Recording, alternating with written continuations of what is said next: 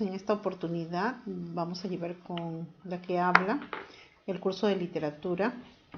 En esta oportunidad vamos a tratar el tema géneros literarios. Si bien es cierto, es un tema que ustedes ya han visto años anteriores, pero es necesario resaltarlo o repasarlo nuevamente para poder trabajar y poder clasificar las obras.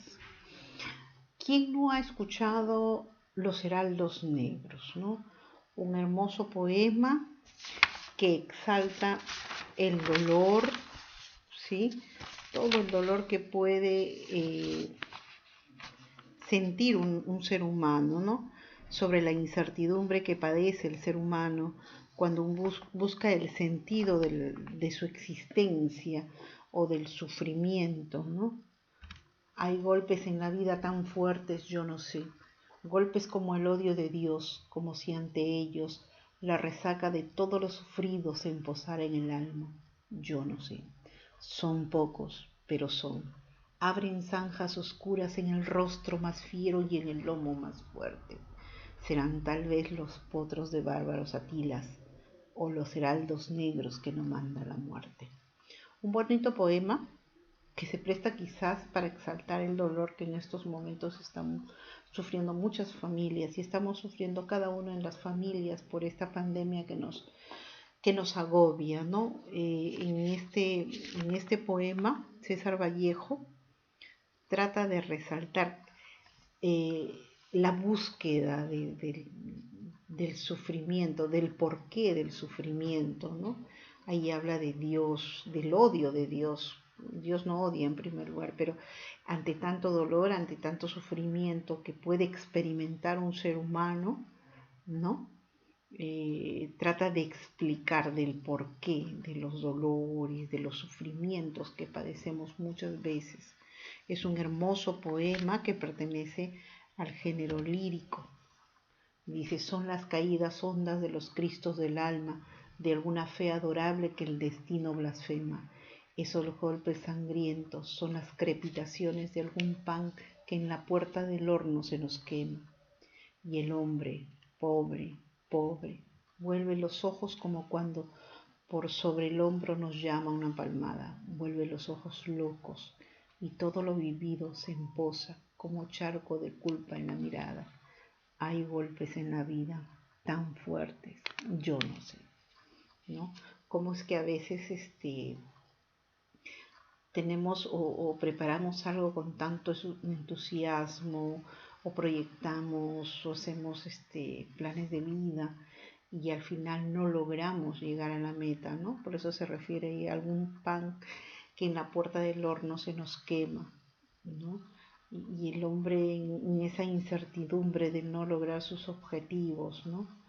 Se sumergen, digamos, en una depresión o en una incertidumbre, ¿no? Y siente culpa porque cuando uno fracasa o uno no llega a cumplir la meta, empieza a buscar el porqué, si es la culpa de uno mismo, si es la culpa de otros, ¿no? Y siente el golpe, pues, ¿no? Vuelvo a repetir, es un poema muy hermoso que resalta el sufrimiento, la búsqueda de la existencia, del sentido del sufrimiento, del dolor.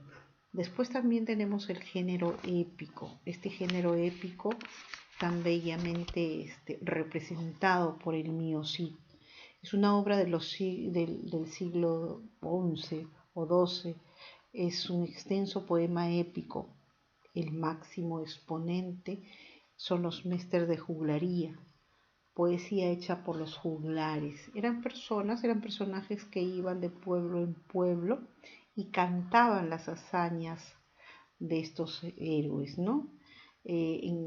Principalmente en este Mío Cid, las hazañas de Rodrigo Díaz de Vivar, quien por 2 veces pierde su honor y le recupera con creces. Este cantar de Mío Cid cuenta con 3.730 versos aproximadamente, ¿no? Tiene 3 cantares. El primer cantar, donde Rodrigo Díaz de Vivar, como se le llamaba el Cid campeador, había perdido el favor del rey Alonso VI, que lo condena al destierro. Él, ante el destierro, lejos de odiar al rey Alfonso, lejos de sentir rencor o resentimiento, él busca nuevas riquezas, busca fama luchando contra los moros y conquistando ciudades hasta llegar a Valencia. ¿Sí? En este primer cantar vemos esto, ¿no? Cómo él, a pesar de ser desterrado, condenado, él no se rinde, él quiere demostrar su lealtad hacia el rey, ¿no? En el segundo cantar son las bodas del hijo del Cid o la conquista de Valencia. El rey perdona al Cid campeador, a Rodrigo Díaz de Vivar, ¿sí? Lo perdona convencido de su fidelidad y acuerda la boda de las hijas del Cid, ¿no? Esto era una especie de premio, ¿no? Tú eres leal a mi reino, eres leal hacia mi persona, entonces yo te tengo que premiar, ¿no? Entonces una forma de premiarlo era el acuerdo de la boda de sus hijas con los infantes de Carrión, ¿sí? Fue una boda majestuosa. En el tercer cantar nosotros vamos a ver la ofrenda de Corpes. Lamentablemente los infantes de Carrión eran cobardes, ¿sí? Y cuando huyen porque se enfrentaron a un león, ¿sí? Ellos también al huir están demostrando su cobardía, ¿no? Tratan también de vengarse del Cid, del rey Alfonso, y golpean a las hijas del Cid. Luego de un tiempo, pues un poco para reivindicar, acuerdan nuevamente un matrimonio con los príncipes de Navarra y Aragón, ¿no? Y ahí es ahí donde termina este relato por los juglares del cantar del mío Cid.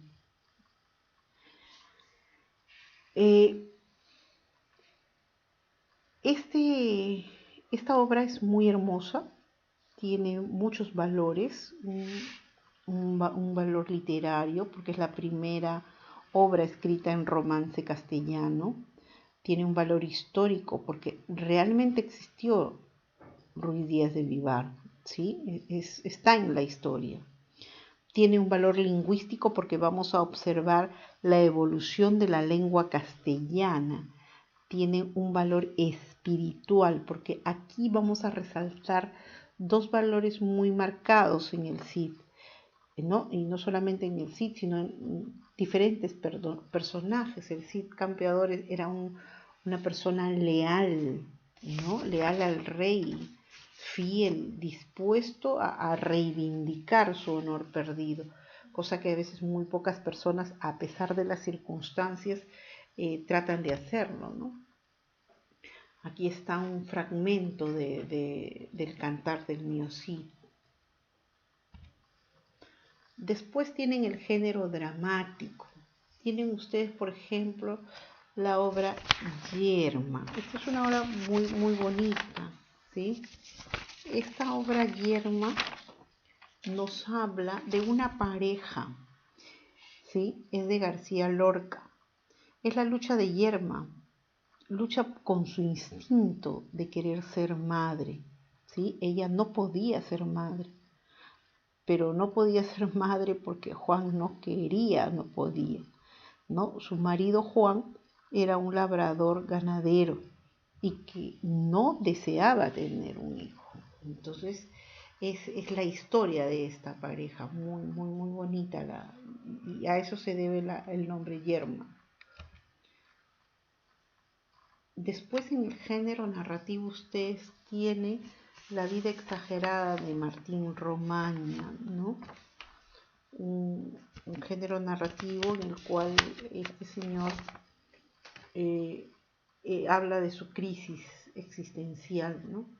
Y habla de unos cuadernos donde él va a escribir, ¿sí? Va a escribir su problema existencial. ¿Qué son los géneros literarios? Son grupos o categorías en que podemos clasificar a la literatura de acuerdo a su contenido, ¿no? De acuerdo a cómo las categorías en las cuales se pueden clasificar las distintas obras literarias y nos permiten reconocer la característica de la forma, el estilo o el tema que las diferencian, ¿no? El afán por clasificar y crear nombres para ordenar las cosas es propio del ser humano y ocurre en muchos ámbitos, ¿sí? La literatura es, digo yo, desde mi punto de vista,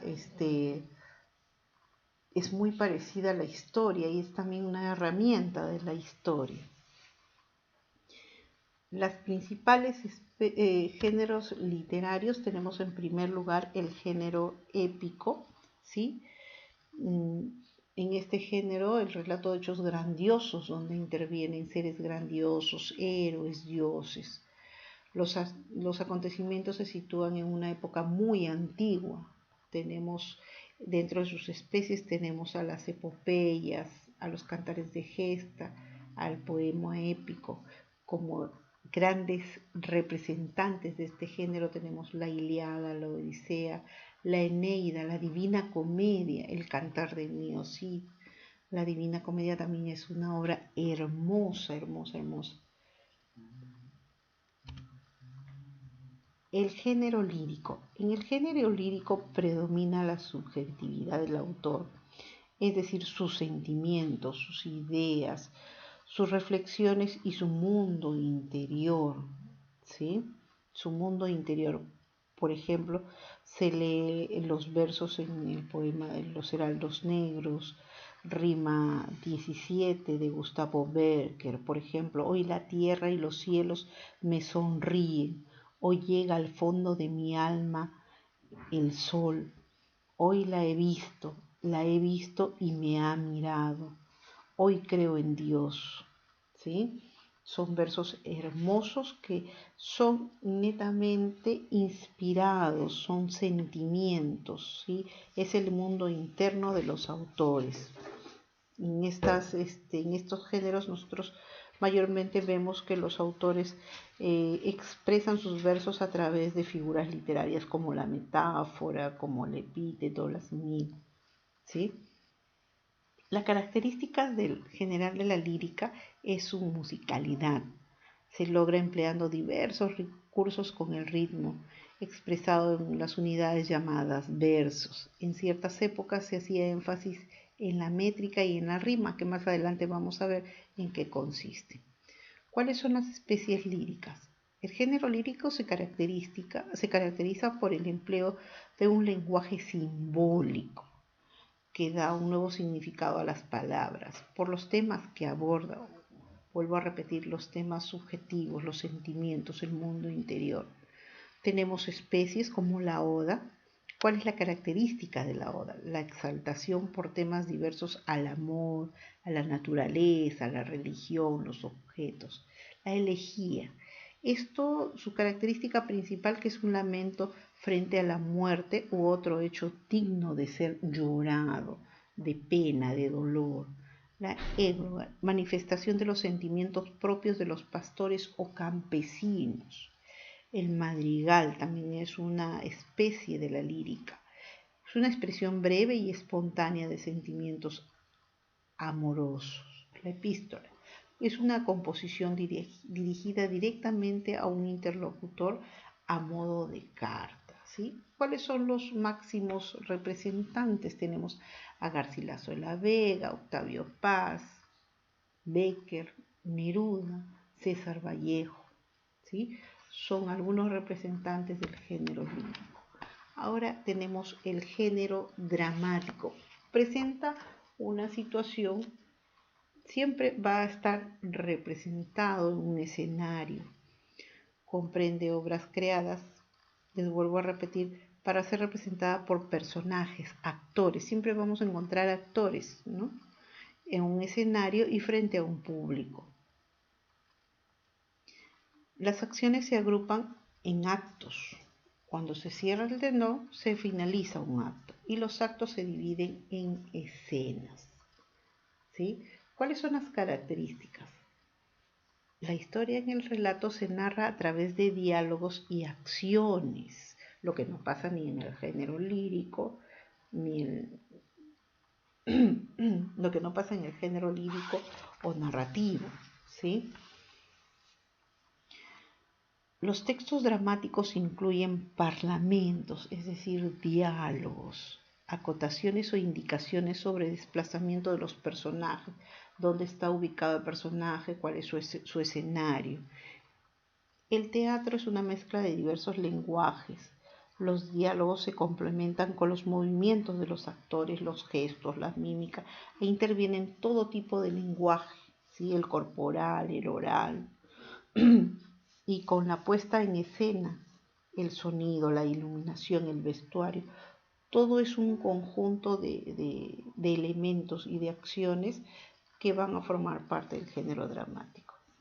El guión teatral presenta enfrentamientos entre personajes o a los personajes enfrentados a determinados dilemas o situaciones. Esto asegura que el espectador quede atrapado en el drama. El espacio escénico es el lugar donde se realiza la representación, ¿no? Esto ha evolucionado desde la época clásica, que son los griegos. Lo dividieron en 3 partes, ¿no? Pero ahora pues esto ha ido avanzando y ahora tenemos un espacio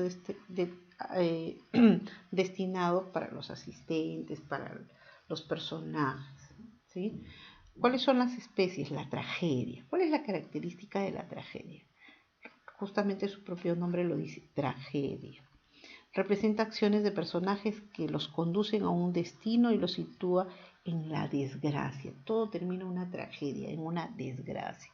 La comedia. En la antigüedad contaban hechos cotidianos a través de situaciones divertidas, cosa que sigue aún, ¿no? El drama.